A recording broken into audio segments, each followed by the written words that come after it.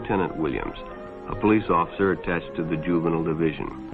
I'm on my way to Monroe Junior High School to talk to a group of young people. That looks innocent enough, doesn't it? Lots of young people hitchhike. Seems like a good way to get from one place to another. But sometimes there are dangers involved that never meet the eye. Let's take the case of Jimmy Barnes. Jimmy played baseball all afternoon, and he didn't feel like walking home, so he decided to thumb a ride.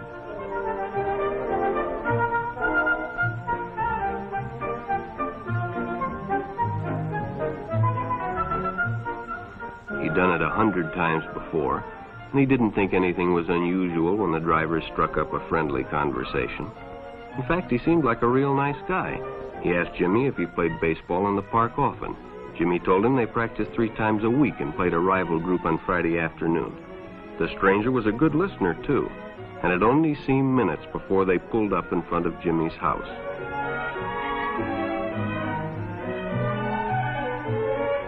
When Jimmy got out, the stranger gave him a friendly pat. Then he told him he'd see him again, as he always drove by the park on his way home.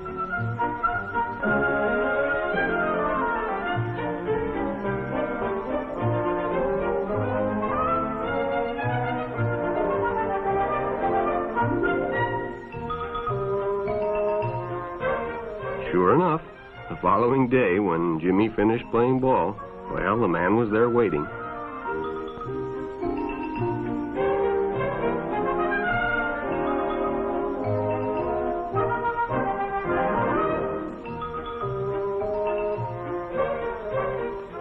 They stopped at a drive-in, and the stranger treated him to a Coke. During their conversation, he told several off-color jokes, but Jimmy had heard others before, and, well, it made him feel big to so easily win the confidence of an older person.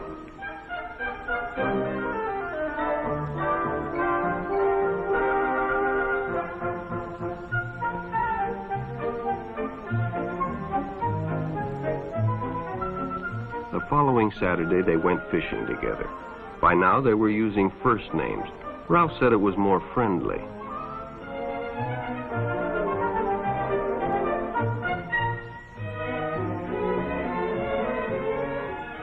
Jimmy hadn't enjoyed himself so much in a long time.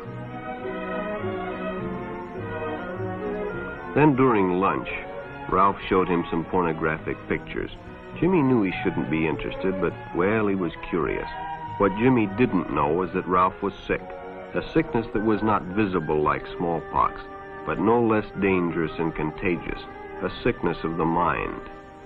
You see, Ralph was a homosexual, a person who demands an intimate relationship with members of their own sex.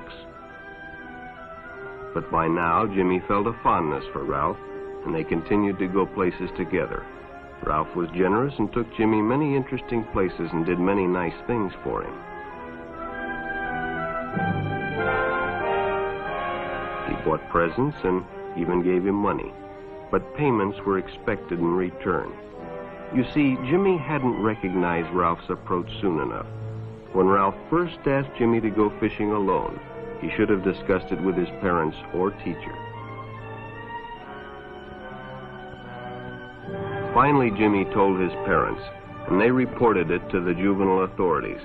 Ralph was arrested, and Jimmy was released on probation in the custody of his parents. But all homosexuals are not passive. Some resort to violence, as in the case of Mike Merrick.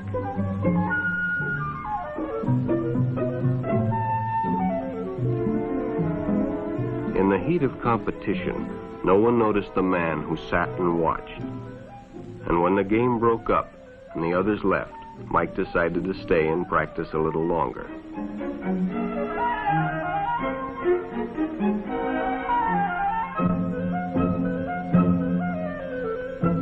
The stranger joined him. He was friendly and, well, it was better than playing alone. But after a few shots, Mike realized he had already overstayed his time and suggested he better leave. The stranger told him if he'd like to stay longer, he'd be glad to drive him home when they finished. Sounded great to Mike. Chance to play longer and get a ride home, too.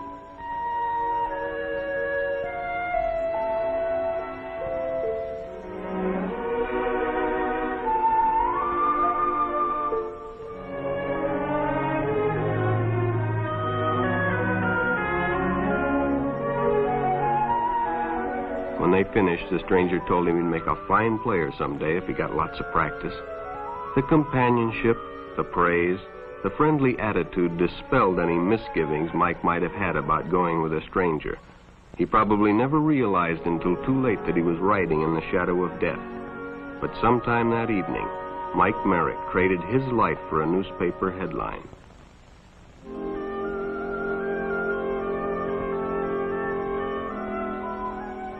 As Denny and Jerry got the papers ready for Jerry's afternoon delivery, they only casually noticed the two boys that raced by in the afternoon traffic, and they didn't pay much attention to the car that drew up shortly afterwards until the man called them over.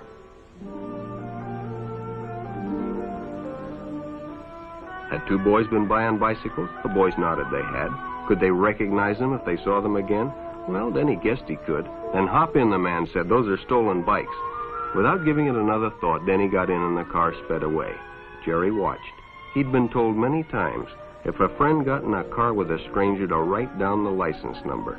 It didn't seem to apply, but, well, fortunately, he marked it down.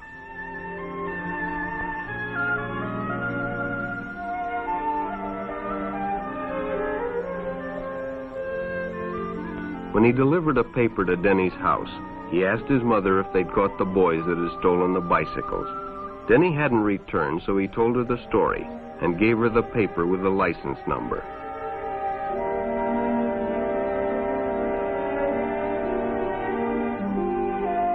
Being a careful parent, she decided to call the police. Jerry supplied the necessary information, and the stranger's car was quickly spotted. It was a good example of how important it is to always get the license number and description of any stranger who takes a young person off alone, no matter what they tell you.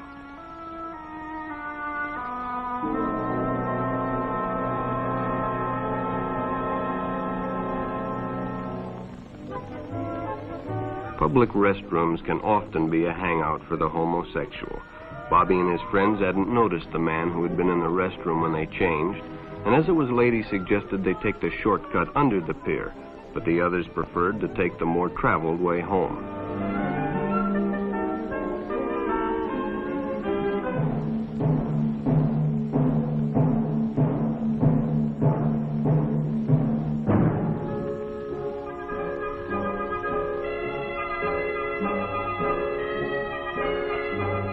When Bobby recognized the stranger as the man in the restroom, the shortcut under the pier didn't seem like a good idea at all.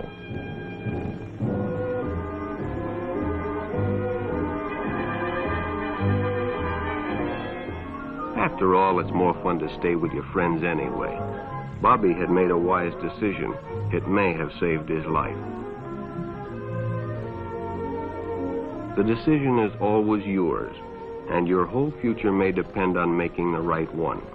So no matter where you meet a stranger, be careful if they are too friendly, if they try to win your confidence too quickly, and if they become overly personal.